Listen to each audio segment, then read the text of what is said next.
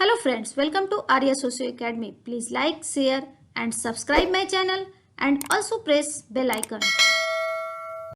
Hello friend, welcome to Arya Socio Academy. आज MCQ शुरू करने से पहले पिछली बार का जो क्वेश्चन था MCQ 64 उसका आंसर हम लोग जान लें। क्वेश्चन था, निम्नलिखित में से किसने भारत में जनजातियों के विकास के लिए सरकार को राष्ट्रीय उद्यान नेशनल पार्क का सुझाव दिया? A. GS Ghurye, B. DN Majumdar, C. NK Bose, D. Verrier Elwin. तो राष्ट्रीय उद्यान नेशनल पार्क का सुझाव एल्विन महोदय देते हैं। तो हमारा यहाँ आंसर क्या हो गया? हमारा यहाँ आंसर हो गया डी। जिन्होंने सही उत्तर दिया है उनके नाम हैं Gaurav Singh, Sadhana Devi, Sharad Pandey, mister B positive, बिनुदशा, पूनम सिंह, पंकज आर्या, झंडा तला मलिहाबाद, इंदू यादव, सुबुरुल हसन, रश्मिका रायजादा, सुप्रिया दुबे, सत्या दुबे, मीरा बिपिन, गुनगुन गंगवार, सीमा चतुर्वेदी, जितेंद्र कुमार। इन लोगों ने सही उत्तर दिया है और इनको मैनी थैंक्स। जो उत्तर नहीं दे रहे हैं प्लीज़ वो उत्तर दें, मुझे भी अच्छा लगेगा और मुझे समझ में आएगा कि आप रिस्पॉन्स कर रहे हैं, पढ़ रहे हैं और मेरे पढ़ाने से आप लोगों को कुछ लाभ हो रहा है। तो आप लोग अधिक से अधिक संख्या में उत्तर दें। चलिए शुरू करते हैं आज का MCQs नंबर 65। क्वेश्चन नंबर 1, प्राकृतिक प्रवर्ण तथा विभेदीकरण के नियम किससे संबद्ध हैं? ए. प्रगति, बी. अवकाश, सी. उद्विकास, डी. क्रांति। तो प्राकृतिक प्रवर्ण नेचुरल सिलेक्शन और विभेदीकरण की बात कौन करता है? स्पेंसर महोदय करते हैं। और स्पेंसर महोदय किस चीज़ का सिद्धांत देते हैं? उद्विकास का सिद्धांत देते हैं। तो हमारा यहाँ आंसर फर्स्ट का हो जाएगा सी। नेक्स्ट क्वेश्चन नंबर 2, शिल्प तथ्य है? ए. संस्कृति के अंग, बी. व्यवहार के अंग, सी. भौतिक अंग, डी. कोई नहीं।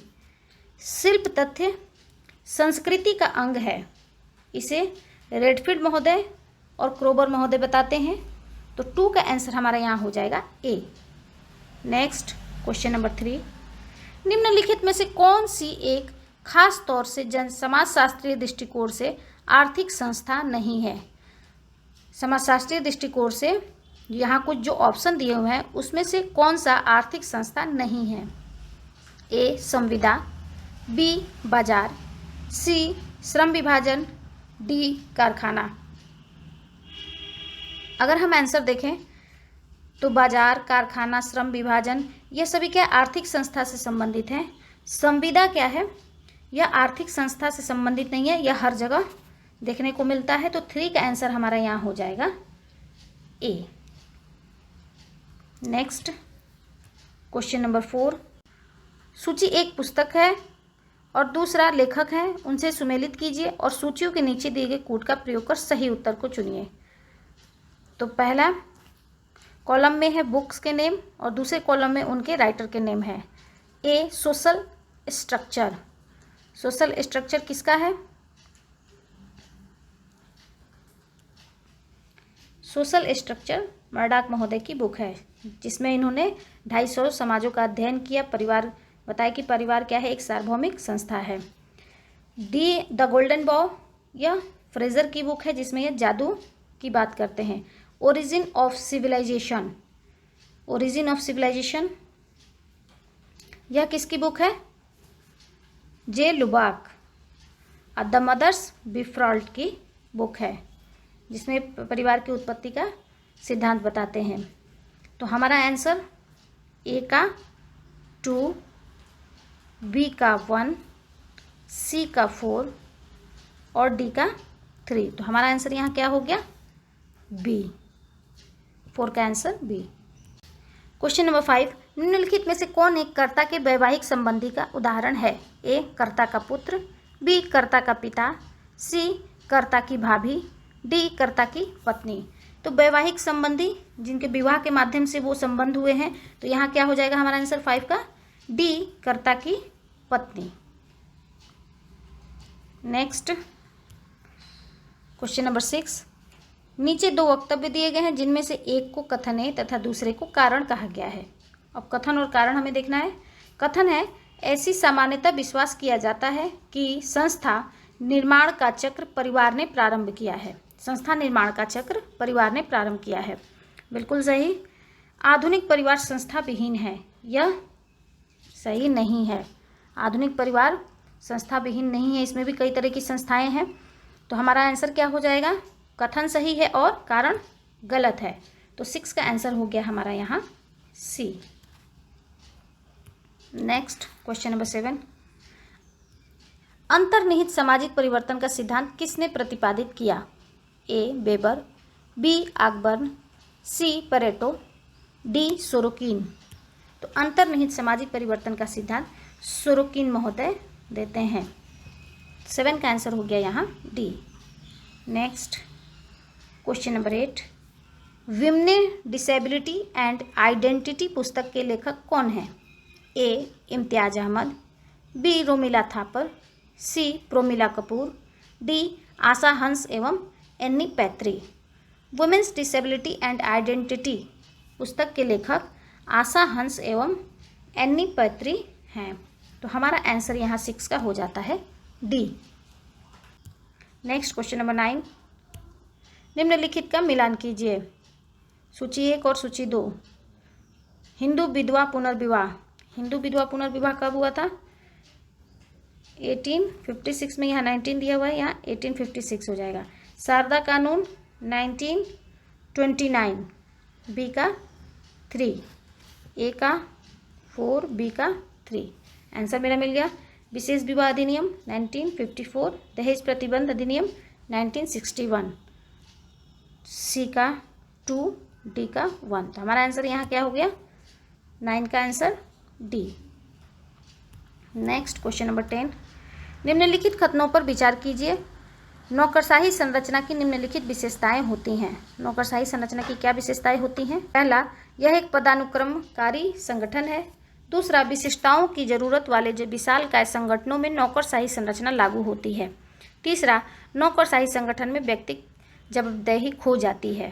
तो इसमें कौन कौन से ये जो वक्तव्य है ये सही हैं? यह एक पदानुक्रमकारी संगठन है, यह बिल्कुल सही है, इसमें पदक्रम होता है। विशिष्टताओं की जरूरत वाले विशालकाय संगठनों में नौकरशाही संरचना लागू की जाती है, यह भी बिल्कुल सही है। नौकरशाही संगठन में व्यक्तिगत जवाबदेही खो जाती है, यह नहीं होता है, व्यक्तिगत जवाबदेही बनी रहती है। तो हमारा 1 और 2 जिसमें हो जाएगा वो हमारा सही आंसर होगा। तो हमारा सी क्या है यहाँ? 1 और 2 है। तो 10 का आंसर हो गया हमारा यहाँ सी। नेक्स्ट क्वेश्चन नंबर 11, नीचे दो वक्तव्य दिए गए हैं जिनमें से एक को कथन तथा दूसरे को कारण कहा गया है। कथन है, एक मूल परिवार संयुक्त परिवार के रूप में विकसित होता है, बिल्कुल सही। एक मूल परिवार से ही पूरा संयुक्त परिवार बसता है। इसका कारण क्या है? पुत्र विवाह करते हैं और अपनी पत्नियों को घर लाते हैं, यह भी बिल्कुल सही है। परिवार कैसे बढ़ता है? पुत्र विवाह करते हैं, पत्नियां आती हैं, फिर आगे जनसंख्या बढ़ती जाती है और यह एक संयुक्त परिवार के रूप में विकसित हो जाता है। तो हमारा ए और आर दोनों सही है और आर ए का सही कथन है। 11 का आंसर हमारा हो जाएगा यहाँ ए।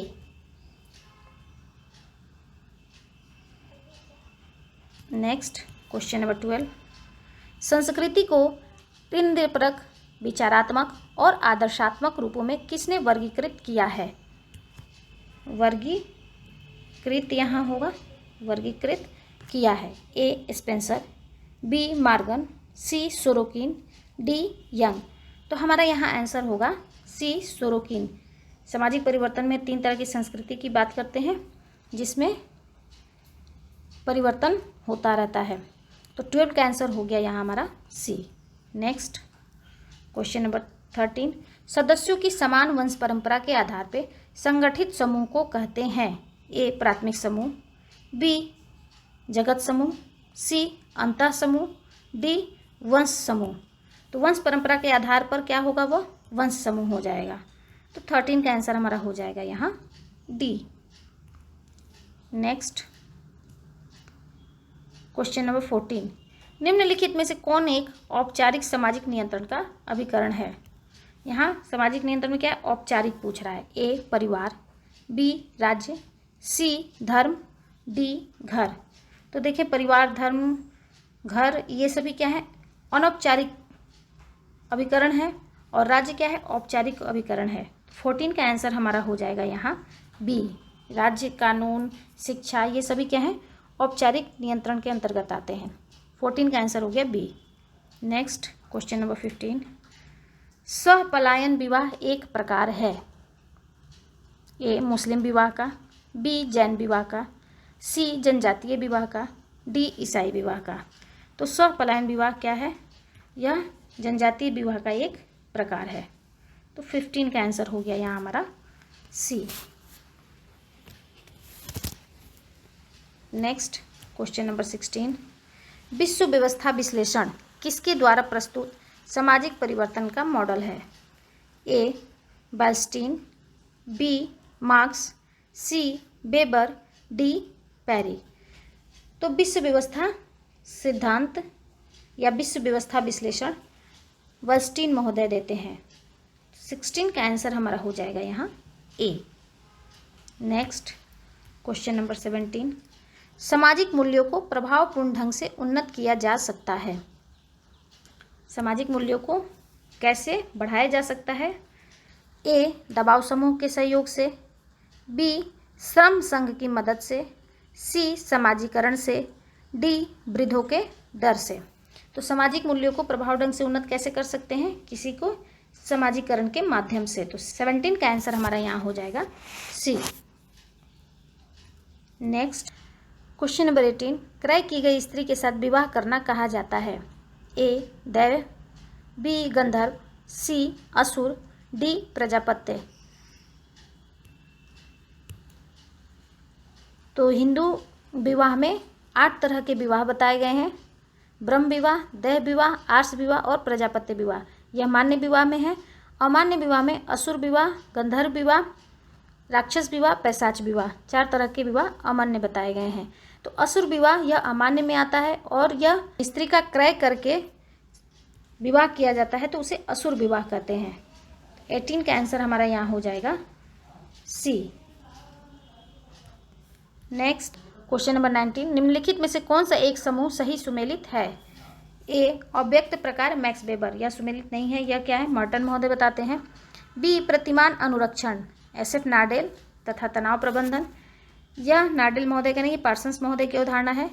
सी प्रकार तथा दुष्प्रकार, कार्ल मार्क्स, यह भी नहीं, यह मर्टन की अवधारणा है। डी मानक शून्यता, इमानुएल दुर्खीम, आदर्श शून्यता या मानक शून्यता दुर्खीम महोदय की अवधारणा है। तो 19 का आंसर हमारा यहाँ हो जाएगा डी, यह समूह सही सुमेलित है। 19 का हो गया डी। नेक्स्ट क्वेश्चन नंबर 20, निम्नलिखित में से किसका आधार सापेक्ष वंचना है। ए दर्पणी व्यक्तित्व सिंह, बी मनोविश्लेषणात्मक सिद्धांत, सी संदर्भ समूह सिद्धांत, डी सांस्कृतिक सापेक्षतावाद। इसका आंसर आप सभी देंगे। 20 का आंसर आप लोग जल्दी से जल्दी कमेंट बॉक्स में डालें और इसका रिप्लाई दें। इसका आंसर हम लोग नेक्स्ट MCQs में देखेंगे। आई थिंक ये MCQ आप लोग के लिए हेल्पफुल रहा होगा। थैंक यू, धन्यवाद। Please like, share and subscribe my channel and also press bell icon.